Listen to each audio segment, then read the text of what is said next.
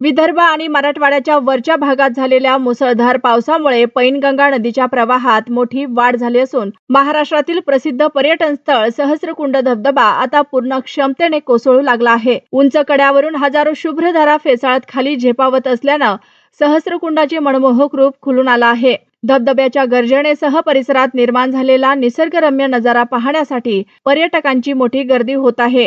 गेल्या 3-4 दिवसापासून सुरू असलेल्या रिमझिम आणि दमदार पावसामुळे संपूर्ण परिसर हिरवाईने नटला आहे. काळे ढग, डोंगर रांगांवर दाटलेले धुके, पावसाच्या सरी आणि कडेकपाऱ्यावरून कोसळणाऱ्या शुभ्र धारा यामुळे सहस्रकुंड परिसराचे सौंदर्य अधिकच खुललं आहे. किनवट, हिमायतनगर, उमरखेड, नांदेड, यवतमाळ सह तेलंगणा, मराठवाडा आणि विदर्भातील विविध भागातून पर्यटक मोठ्या संख्येने येथे दाखल होत असून निसर्गाचा हा अद्भुत आविष्कार आपल्या कॅमेऱ्यात कैद करत आहेत. धबधब्याच्या वाढलेला प्रवाह आणि पैनगंगा नदीचा वेग लक्षात घेता प्रशासनाने पर्यटकांना सावधगिरी बाळगण्याचे आवाहन केलं आहे.